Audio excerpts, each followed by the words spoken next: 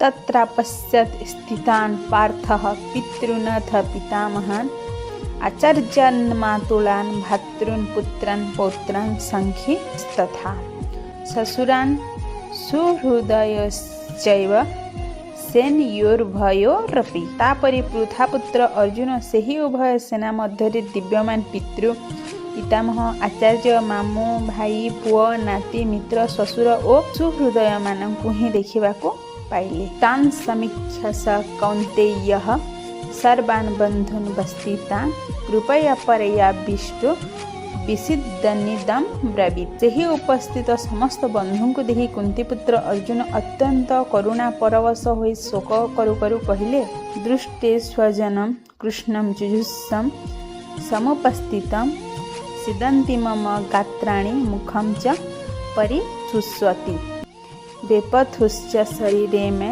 ରୋମହର୍ଷଶ୍ଚ ଜାୟତେ। ଅର୍ଜୁନ କହିଲେ, ହେ କୃଷ୍ଣ, ଯୁଦ୍ଧ କ୍ଷେତ୍ରରେ ଦୃଢ଼ ଭାବରେ ଦଣ୍ଡାୟମାନ ହୋଇଥିବା ଏହି ଯୁଦ୍ଧବିଲାସୀ ସ୍ୱଜନ ସମୁଦାୟକୁ ଦେଖି ମୋର ଅଙ୍ଗମାନ ଶିଥିଳ ହୋଇଯାଉଛି, ମୁହଁ ଶୁଖିଯାଉଛି ଓ ଦେହରେ କମ୍ପ ତଥା ରୋମାଞ୍ଚ ଜାତ ହେଉଛି। ଗାଣ୍ଡୀବଂ ସ୍ରଂସତେ ହସ୍ତାତ୍ୱକ୍ ଚୈବ ପରିଦହ୍ୟତେ न च शक्नोम्यवस्थातुं भ्रमतीव च मे मनः। ହାତରୁ ଗାଣ୍ଡୀବଧନ ଖସି ପଡ଼ୁଛି, ଚର୍ମ ବି ଭୀଷଣ ଜ୍ୱାଳା କରୁଛି ତଥା ମୋର ମନ ଘୂର୍ଣ୍ଣିତ ହେଲା ପରି ଲାଗୁଛି, ତେଣୁ ମୁଁ ଠିଆ ହୋଇ ରହିବାକୁ ବି ସମର୍ଥ ହୋଇପାରୁ ନାହିଁ।